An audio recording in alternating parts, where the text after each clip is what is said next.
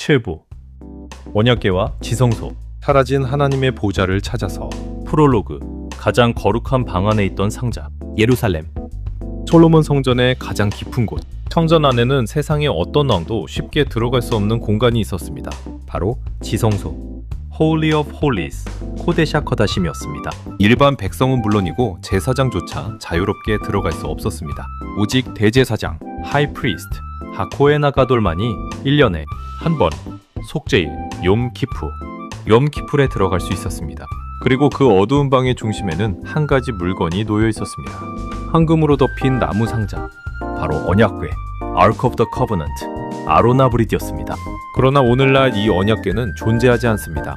이스라엘 역사에서 가장 신성했던 유물, 하나님의 임재를 상징했던 물건, 그것은 어느 순간 역사 속에서 사라졌습니다. 그렇다면 질문은 시작됩니다. 언약궤는 어디로 사라졌는가? 1.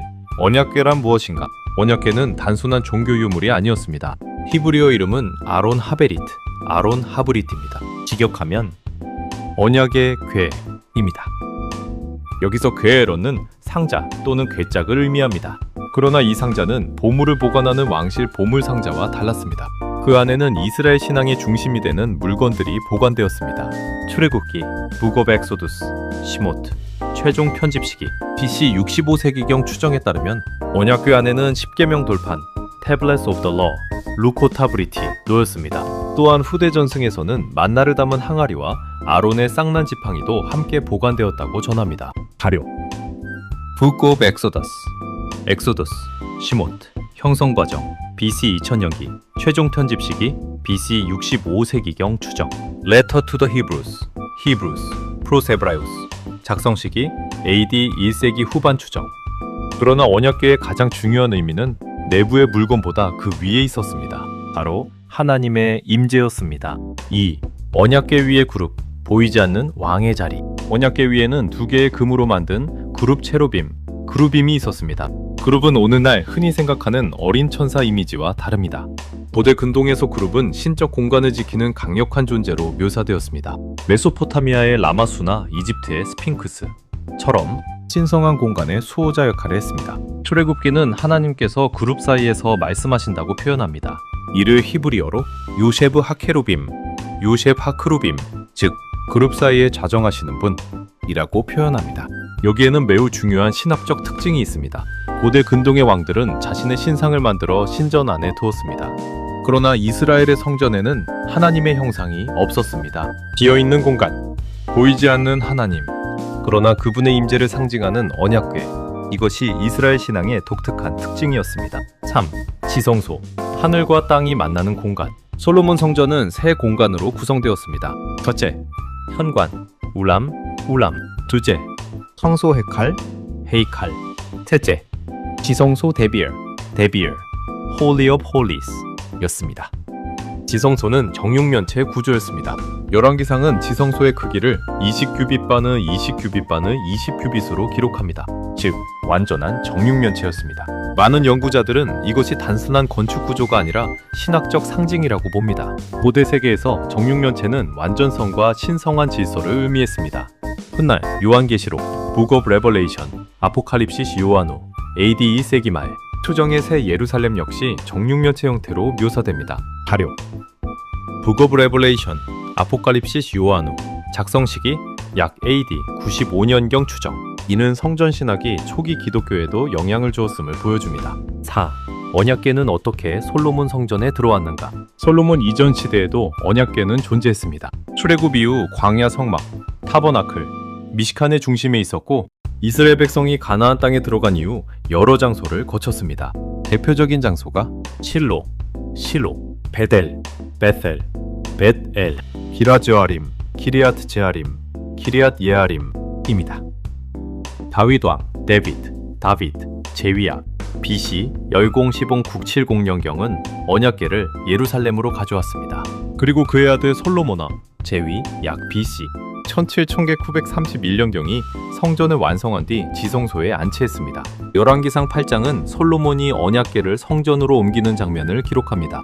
그 순간은 단순한 유물이동이 아니었습니다. 이스라엘 왕국의 정치적 중심지와 종교적 중심지가 하나로 결합되는 순간이었습니다. 예루살렘은 왕의 도시이면서 동시에 하나님의 도시가 되었습니다. 5. 바빌론 침공과 언약궤의 실종. 기원전 586년 예루살렘 역사에서 가장 비극적인 사건이 일어납니다.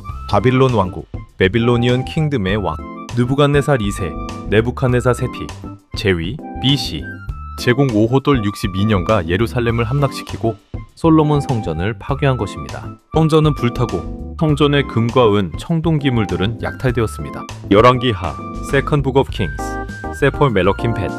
최종 편집 시기 BC 6세기경 추정는 바빌론 군대가 성전의 중요한 기물들을 가져갔다고 기록합니다. 그러나 놀라운 점이 있습니다. 성경은 수많은 성전 기물의 운명을 기록하면서도 언약궤에 대해서는 침묵합니다. 바빌론으로 가져간 것으로 기록된 것은 다음과 같습니다.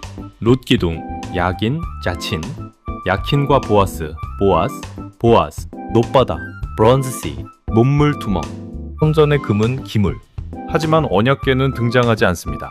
이 침묵은 오히려 더 큰 질문을 만들었습니다. 바빌론 사람들이 언약궤를 가져가지 않았다면 누가 어디에 숨겼는가? 6. 언약궤는 파괴되었는가? 숨겨졌는가? 언약궤의 운명에 대해서는 크게 몇 가지 견해가 존재합니다. 첫 번째 견해, 바빌론에 의해 파괴되었다. 가장 역사학적인 관점에서는 언약궤 역시 다른 성전 기물처럼 파괴되었거나 약탈되었을 가능성을 제기합니다. 고대 제국의 정복 방식은 단순한 영토 점령이 아니었습니다. 패배한 나라의 신전은 정복자의 승리를 보여주는 상징물이었습니다. 바빌론은 여러 지역의 신전 보물을 가져갔으며 이를 자신들의 신전과 왕궁에 보관했습니다. 따라서 언약궤도 같은 운명을 맞았을 가능성이 있습니다. 그러나 문제가 있습니다. 바빌론 문헌이나 유물 가운데 언약궤에 대한 기록은 발견되지 않았습니다. 물론 모든 약탈품이 기록된 것은 아니지만 이 점은 여전히 미스터리로 남아 있습니다. 7. 예레미야가 숨겼다는 전승. 두 번째 견해는 예언자 예레미야, 제레마야, 이르미야후 활동 시기 약 BC 7세기 말 6세기 초와 관련된 전승입니다. 제2경전인 마카베오하, 세컨드 북 오브 메카비스, 브이록 마카베온 기록 시기 약 BC 2세기경에는 흥미로운 이야기가 등장합니다. 예레미야가 하나님의 지시를 받아 언약궤와 성막 기물을 숨겼다는 내용입니다. 자료 세컨드 북 오브 메카비스, 베타는 마카베온, 작성 시기 약 BC 2세기경. 원승에 따르면 예레미야는 모세가 올라갔던 산과 관련된 장소에 언약궤를 숨겼으며 하나님께서 백성을 다시 모으실 때까지 발견되지 않을 것이라고 말했다고 합니다. 그러나 이 기록은 정경 히브리 성경에는 포함되지 않았으며 역사적 사실이라기보다는 후대 유대교 전승으로 분류됩니다. 그럼에도 이 이야기는 중요한 의미를 가집니다. 바빌론 멸망 이후 유대인들에게 언약궤는 단순한 물건이 아니라 잃어버린 성전과 하나님의 인재를 회복하고자 하는 희망의 상징이 되었기 때문입니다. 8. 에티오피아, 악숨의 언약궤 전승. 언약궤와 관련하여 가장 유명한 전승은 에디오피아의 주장입니다. 에티오피아 정교회, 이티오피안 얼토독스 테와헤도 철츠는 현재까지도 자신들이 언약궤를 보관하고 있다고 믿습니다. 그 장소는 에티오피아 북부의 고대 도시 악슴, 익슴입니다. 이 전승은 케브라 나가스트, 회첸 아카이붐, 왕들의 영광, 기록 형성 시기 약 14세기경에 자세히 나타납니다. 원승에 따르면 솔로몬 왕과 스바의 왕, 퀸 오브 시바, 말카체바의 아들인 메넬리크 1세, 메넬릭 드런더가 예루살렘에서 언약궤를 가져왔다고 합니다. 그러나 역사학계는 이 이야기를 매우 신중하게 평가합니다. 현재까지 언약궤가 실제로 악숨에 있다는 고고학적 증거는 발견되지 않았습니다. 하지만 이 전승은 에티오피아 기독교 정체성에서 매우 중요한 위치를 차지하고 있습니다. 9. 현대 고고학은 언약궤를 어떻게 보는가? 현대 고고학자들은 언약궤를 찾기 위해 수많은 연구를 진행했습니다. 그러나 현실적인 어려움이 있습니다. 첫째, 솔로몬 성전의 정확한 위치와 구조 자체가 완전히 밝혀지지 않았습니다. 현재 예루살렘 성전산, 템플 마운트, 하라바이트는 이슬람의 중요한 성지가 자리하고 있습니다. 둘째, 기원전 586년 이후 수많은 정복과 재건이 반복되었습니다. 셋째, 나무와 금으로 제작된 언약궤는 약 2500년 이상의 시간을 견디기 어렵습니다. 따라서 고고학적으로 언약궤 자체를 발견할 가능성은 매우 낮다고 평가됩니다. 하지만 언약궤가 존재했던 문화적 종교적 배경은 다양한 자료를 통해 연구되고 있습니다. 10. 언약궤와 고대 근동의 신성 상자.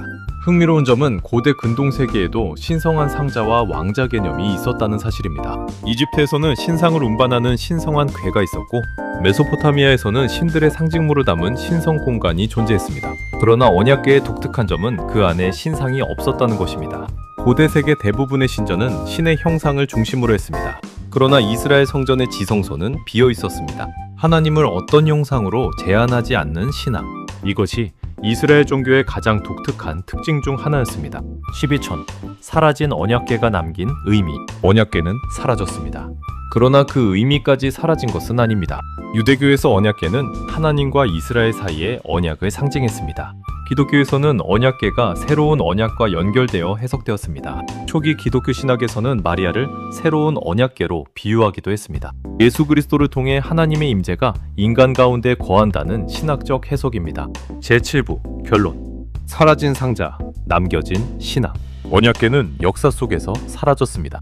그러나 인류 역사에서 어떤 유물들은 존재 여부보다 그것이 남긴 의미가 더 중요합니다. 투탕카멘의 황금 가면은 이집트 문명을 상징하고, 요제 타석은 언어 해독의 역사를 바꾸었으며, 언약궤는 보이지 않는 하나님과 인간 사이의 관계를 상징했습니다. 어쩌면 언약궤의 가장 큰 신비는 어디에 숨겨져 있는지가 아닐지도 모릅니다.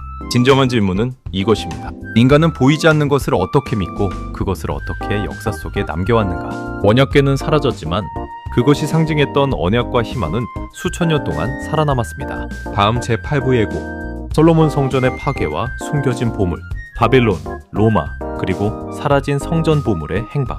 다음 편에서는 언약궤 이후 가장 큰 수수께끼인 성전 보물의 행방을 추적합니다. 바빌론 약탈, 제2성전 시대의 성전 보물, 로마 황제 티투스, AD 3,981의 예루살렘 함락, 티투스 개선문, 알치 오브 타이터스의 메노라, 사라진 황금 성물들의 운명. 역사 기록과 고고학 자료를 통해 살펴보겠습니다. 구독과 좋아요는 더 좋은 동영상 제작에 큰 도움이 됩니다. HTTPS 비록 네이블 컴션 1박쥐 미디 블로그를 방문하시면 더 좋은 자료들이 있습니다. 후원 계좌 NH농협 352-2350-4419-13